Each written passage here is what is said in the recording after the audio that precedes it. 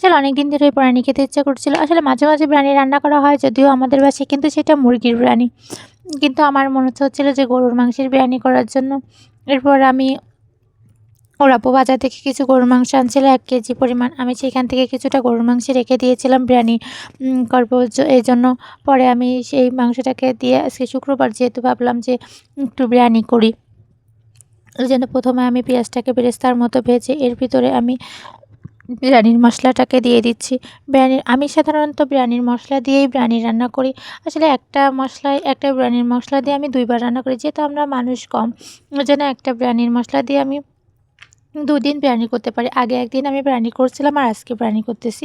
আজকে মশলাটা সম্পূর্ণই দিয়ে দিয়েছি, কারণ আগের দিনে যেহেতু আমি হাফ মশলা ব্যবহার করে ফেলছি, এজন্য আমি আজকে পুরোটা মশলাই দিয়ে দিচ্ছি। এরপর আমি ঘর থেকে কিছু টমেটো সসও দিয়ে দিচ্ছি। ভেজে রাখা আলু দিয়ে দিচ্ছি। এরপরে মাংসটাকে আর আলুটাকে ভালোভাবে কষিয়ে নিয়ে এর ভিতরে আমি চাল দিয়ে দিচ্ছি। আসলে আমাদের এখানে আমি দেখছি আমার আপু রান্না করে মাংস এবং আলুটাকে তুলে রাখে।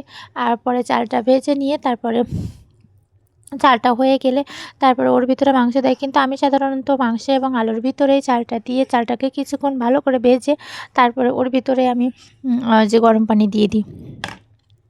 এরপর গরম পানি দিয়ে তারপরে ভিতরে আমি কিছুটা কাঁচামরিচ এবং মটরশুঁটি দিয়ে দিচ্ছি। এরপর আমি ভাতটা একটু দমে রেখে দিচ্ছি। এরপর আমার ভাতটা তৈরি হয়ে গেছে। আসলে আমি এভাবেই বিরিয়ানি রান্না করি আর আমার এভাবেই আমার বিরিয়ানিটা খুবই পারফেক্ট হয়। এই যে দুপুরে আমরা সবাই খেতে বসেছি।